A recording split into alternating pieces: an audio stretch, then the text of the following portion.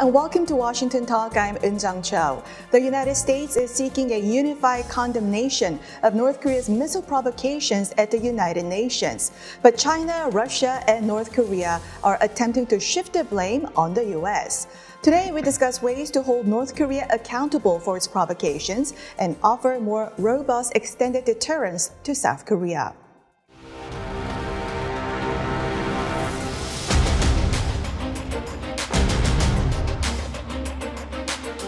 DPRK has flagrantly violated Security Council resolutions and attempted to undermine the global non-proliferation regime.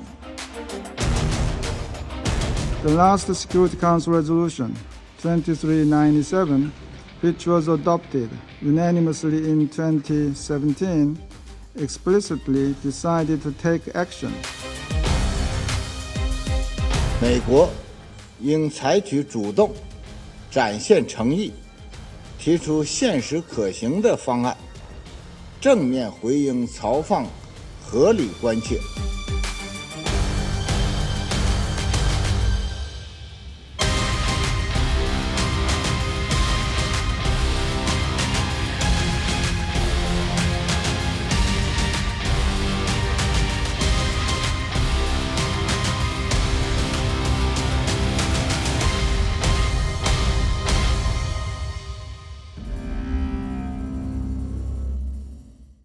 In the studio with me, Ambassador Joseph DeTrani, former special envoy for the six-party talks during the Bush administration. Ambassador DeTrani also served as the director of National Counterproliferation Center and associate director of National Intelligence.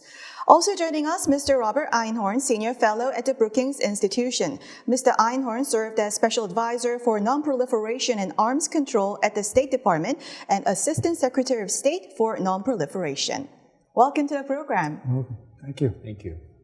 Now, Ambassador DeTrani, the UN Security Council failed to pass a resolution on North Korea's latest ICBM testing, and now the U.S. is going for a presidential statement. Now, there's been 10 UN Security Council meetings this year without any substantial results. Did we reach end of an era of UN sanctions on North Korea? No, I don't think so. I think there needs to be consequences. The UN Security Council resolutions were passed with the concurrence and certainly the approval of China and the Russian Federation.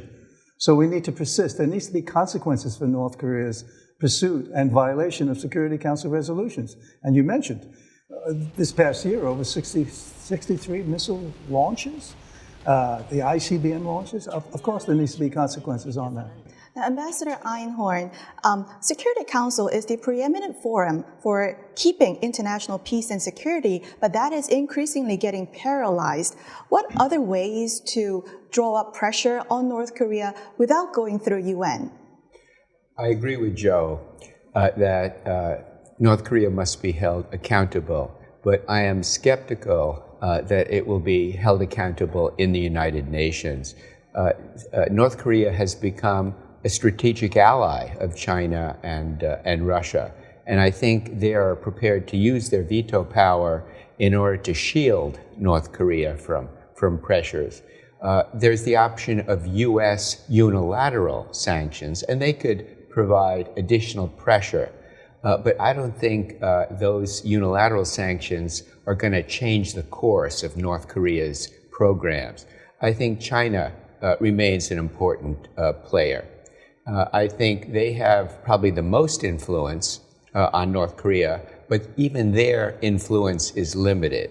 Interestingly, when President Biden met recently with Xi Jinping, he tried to persuade China to play a more constructive role. And specifically, he said that if North Korea's programs go unconstrained, then the United States will be forced to take actions that China doesn't like, right. Including increasing U.S. military presence in the region. Right. So that may be one way, without going through the UN, of applying some pressure on North Korea. Right, right. Ambassador DeTrani, the military presence in Northeast Asia, there's been trilateral military exercises and strategic assets were deployed, like nuclear-powered aircraft carrier, B-1B bombers. What more can be done, though? I mean, we've seen a lot of things, and then the three leaders also agreed on sharing the missile warning data simultaneous in real time. But what more can be done? Well, a lot is being done. You just described a lot is being done.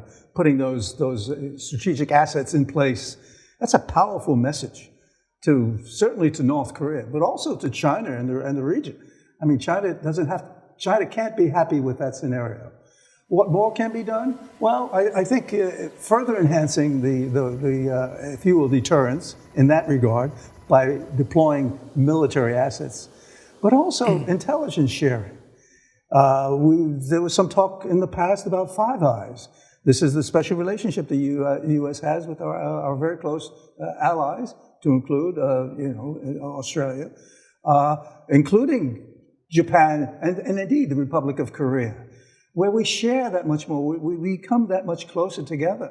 And I think even going beyond that, I mean, we talked about the Quad, we talked about security, relationships in the region that speak to the security of the Republic of Korea, but also Japan and the region. So these strategic assets, what signal is the strategic asset deployment sending to the Pyongyang regime that the regime can be taken out anytime? Well, that's part of the message. That's what deterrence is about. If you go beyond the pale, if you go beyond that red line, if you should use your strategic assets, North Korea's, if you will, whether it's nuclear or high-end conventional, there will be consequences, and the consequences could be kinetic consequences, and that's why those assets are in the region. They could be deployed, they could be used. So when the president and others speak about, you don't want to go that way, North Korea, you don't want to go down that path, because it could be the end of the regime. Implicit in that is deploying and using those strategic assets. Mm-hmm. Obviously, no one wants to go down that path. We don't want to see that happen, but that's a possibility. Ambassador DeTrani, you were with CIA, you were Northeast Asia director. Does CIA have the track down Kim Jong-un's information real time, where he is and what he's up to? Let me tell you, although North Korea is literally a black hole in many ways, the information that we have on North Korea is pretty compelling. It's compelling in regards to their deployments, in regards to their major facilities, in regards to the leadership elements and so forth. There's a lot of information that is available to the United States and certainly to our allies and close partners. So yes, I think we are well informed.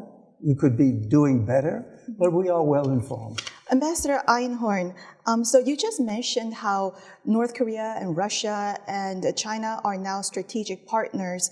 Now, in blocking punitive actions against North Korea, what's the benefit for China and Russia? Well, unfortunately, I mean, look, I remember in the 2000s during the six-party talks, and Joe knows this very well because he played a central role in the U.S. approach to the six-party talks. China and Russia, but mostly China, were our negotiating partners in many respects. We worked with China to develop negotiating positions. China tried to sell those positions to the North Koreans. They played a constructive role. That has changed completely. And I think now China and Russia may see some strategic benefit in allying with North Korea. Russia and China on a global basis is trying to counter American influence, American clout. This is important to them. And they may see North Korea as an asset in countering their influence. Mm-hmm. And so I think it's becoming difficult to deal with them. I mean, and now we even have evidence now that North Korea is providing military supplies to Russia in its invasion of Ukraine. So Russia may see benefit in supporting North Korea and shielding it from punishment, because it may now be a recipient of military supplies from North Korea. There was a view for a long time that North Korea's nuclear development is against China's national interest, against Russia's national interest. Is that no longer the case?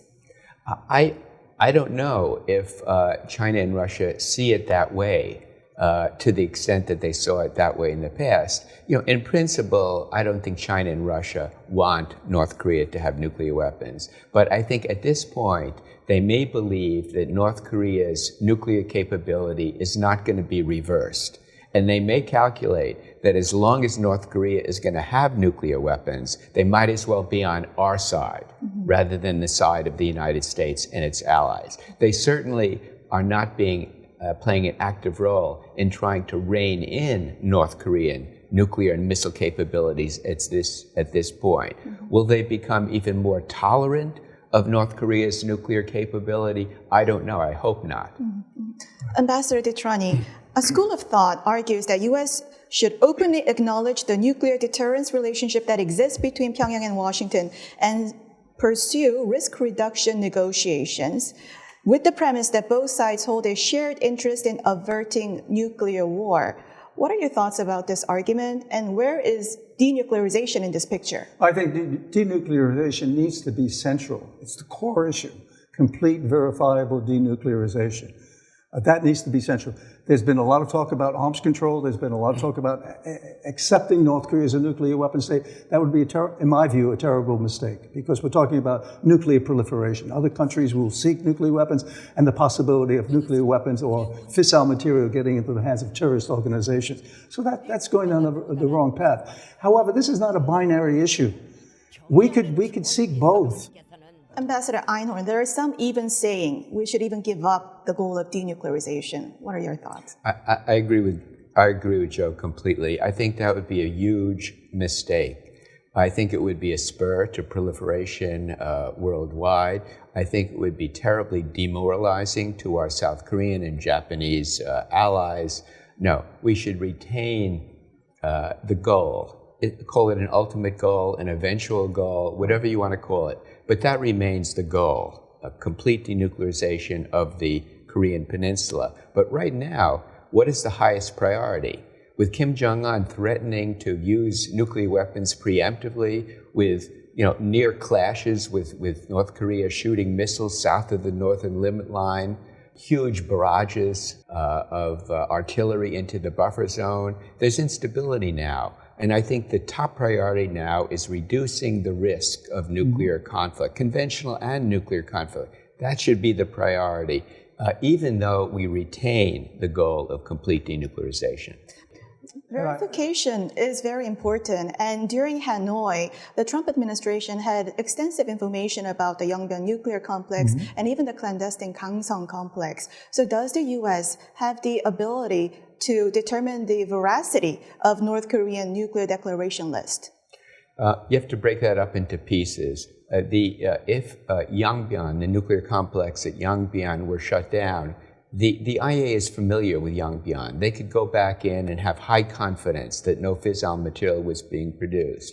If the North Koreans were prepared to declare the previously undeclared facility at Kangsong, then the IAEA could come in and be very confident that no production was taking place there. The problem comes when you try to extend those constraints, a total ban on fissile material production nationwide. That's more difficult to do. That would require the North Koreans to make an honest and comprehensive declaration of all their facilities and permit the IAEA to come in and inspect. That's going to be difficult. But I think you have to proceed in stages. Start with Yongbyon, maybe one or two currently undeclared facilities, and then broaden it from there. But not only IAEA, but United States has intelligence abilities, has satellite imageries. Does the U.S. have information about North Korea's nuclear facilities? I'm not privy to recent information. I haven't had that information for quite some time, but my guess is that the U.S. has some sense through its national technical means of where North Korea may be doing certain things. Does it have a comprehensive picture? I would tend to doubt that. The North Koreans are masters at tunneling underground and concealing activities, but I think the U.S. has a significant amount of information about what's going on in the nuclear and missile realm. I totally agree with everything Bob has said. there's no question we have good insight into where these facilities are. And that was the problem, I think, in Hanoi, because the president said it's more than Yongbyon. And there are other facilities you have. And certainly these are highly enriched uranium facilities. And that's always been the key. North Korea concealing those highly enriched uranium facilities, a second path for nuclear weapons. And that was the problem with the, if you will, with the six-party talks and the joint statement, where they wouldn't permit our monitors to leave the Yongbyon facility and visit suspect facilities, non-declared suspect facilities. So that's key. So yes, I totally agree. We do know where the other facilities are, and we can confirm when we ask for a complete declaration, as we did in the six-party talks, if North Korea is not being truthful, we will know that. Now, I want to turn to the issue of better defending South Korea from the North Korean nuclear threat. Mr. Einhorn, in a recent forum in Washington, D.C., you said you're wondering whether the meeting of a extended deterrence working group was sufficient for Seoul. What do you mean by that, and what specific step could be taken to further strengthen extended deterrence provided to South Korea? There have been recent high-level meetings, a meeting between Minister Lee and Secretary Austin in the Security Consultative meeting. There have been meetings of this specialized extended deterrence group also. I think South Koreans highly value these contacts and believe significant progress is being made between the Biden and Yoon administrations, both of which strongly support, the extended deterrent. But I also think South Koreans would like to see more progress done. And these bilateral mechanisms provide an opportunity to do that. How can we improve the extended deterrent? I think it would be very important for politicians of both the Democratic and Republican Party to express their strong support for the alliance and for strengthening the extended deterrent. I think South Koreans have lost some confidence after some of the policies of the Trump administration toward the alliance. And I think if Republican leaders came out and said, we strongly support the alliance and for strengthening extended deterrence, that would be important. I also think it's important for the U.S.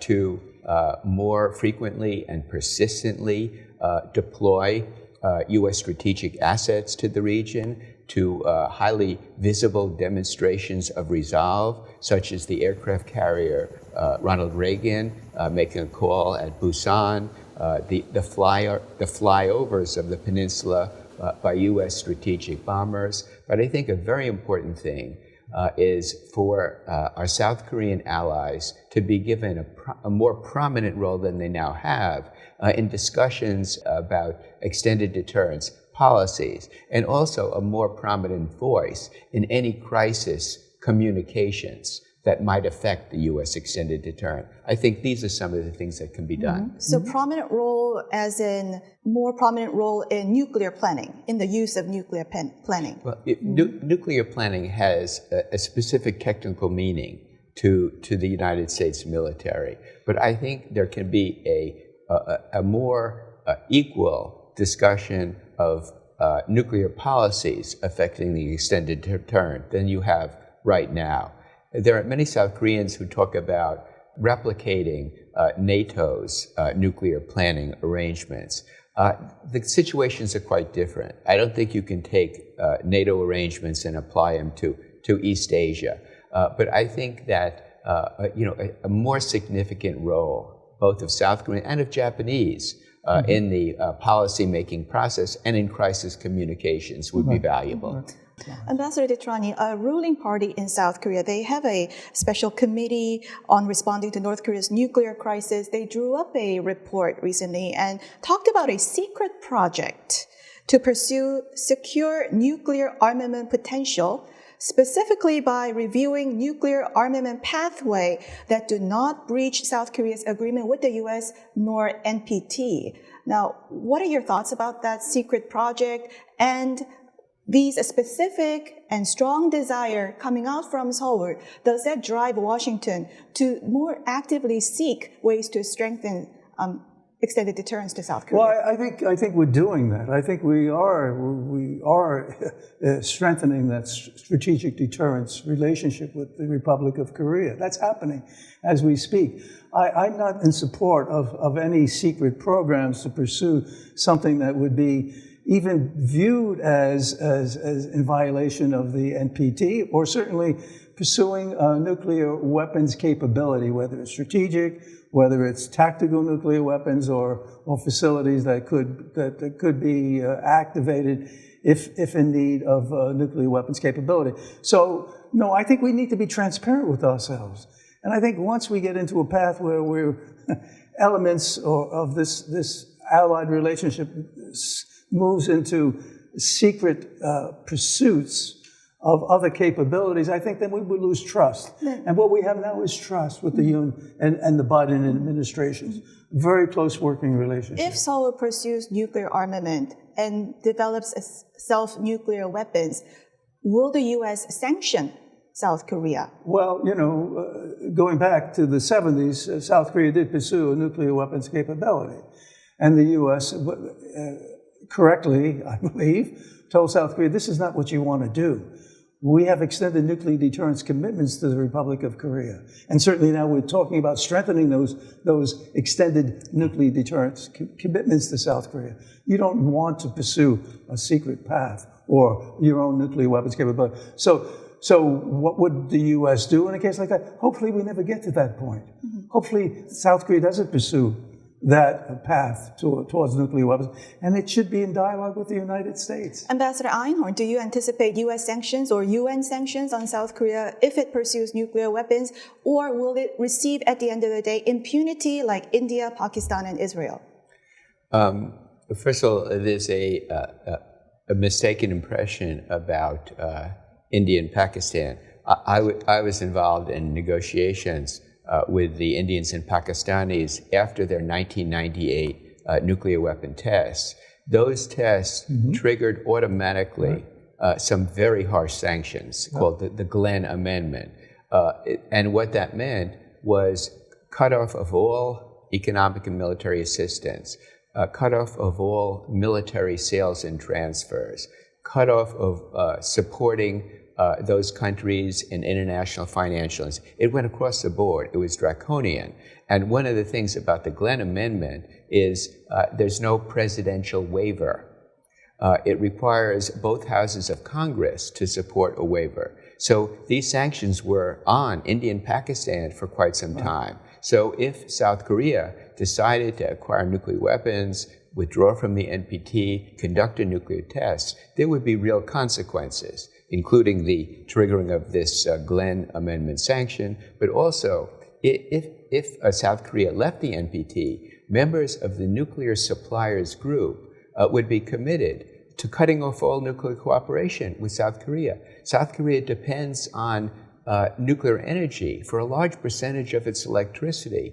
It has no domestic capability, no uranium. It gets all of its enriched fuel from abroad. This will be stopped. South Korea's civil nuclear energy program would come to a halt, and there would be other consequences as well. Before we go, Ambassador DeTrani, so South Korea developing its own weapons, Japan will likely follow suit.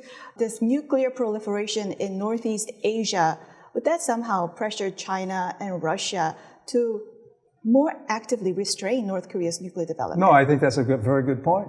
Indeed, that should be the case. And I think it is the case with the People's Republic of China. I think China is not interested in North Korea, and Bob said that early on, of pursuing and retaining nuclear weapons for that reason, because it would encourage Japan and others to pursue nuclear, and that's not in China's interest. Well, on that note, we'll have to wrap it up here. Ambassador Einhorn, Ambassador DeTrani, thank you very much for joining us today. Thank you. Thank you. And thank you for watching. We'll be back here next week with U.S. experts to talk about the two Koreas and the region right here from Washington.